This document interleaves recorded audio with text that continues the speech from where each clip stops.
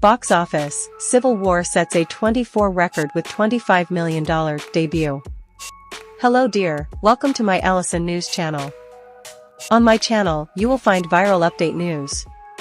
Please subscribe my YouTube channel.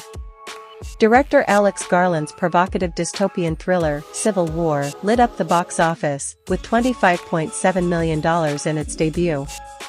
It's the first A24 movie to lead the charts in North America, setting an opening weekend record for the New York-based specialty studio. It also marks the biggest R-rated start of the year. Heading into the weekend, Civil War was projected to kick off with $15 million to $20 million.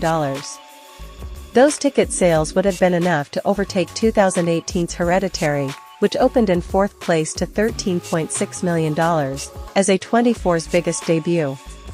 But the film, starring Kirsten Dunst as a journalist who traverses a violently divided United States, is benefiting from curiosity among moviegoers. How, exactly, does this blue state/red state rift play out, and does it hit too close to home in an election year, and premium large formats like IMAX and Dolby Cinemas?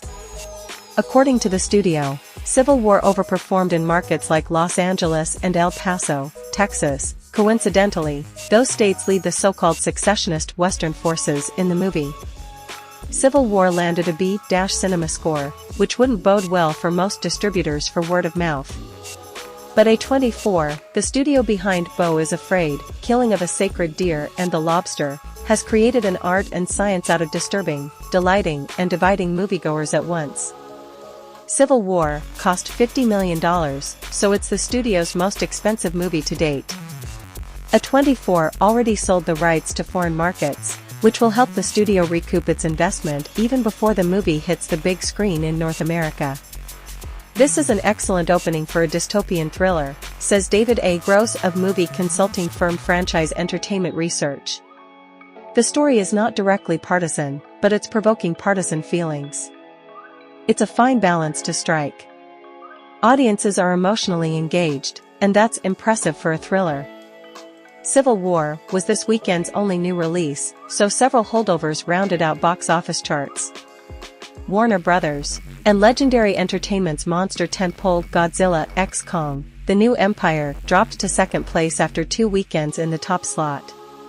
The film added $15.4 million in its third outing, bringing its domestic tally to $157.9 million. Sony's Ghostbusters: Frozen Empire remained in third place with $5.3 million from 3,350 theaters.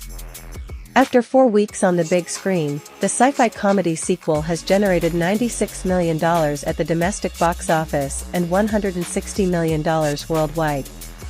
It's a SOSO result for the $100 million budgeted movie. Universal and DreamWorks Animation's Kung Fu Panda 4 moved up to the number 4 spot with $5.2 million in its 6th weekend. So far, the animated family film has grossed $173 million in North America and more than $452 million globally. Kung Fu Panda 4 cost $85 million, so it's well positioned in its theatrical run. Dune, Part 2 rounded out the top 5, adding $74.3 million in its 7th weekend of release. The sci-fi epic has amassed $272 million in North America and $683 million globally. It's the highest grossing of the year.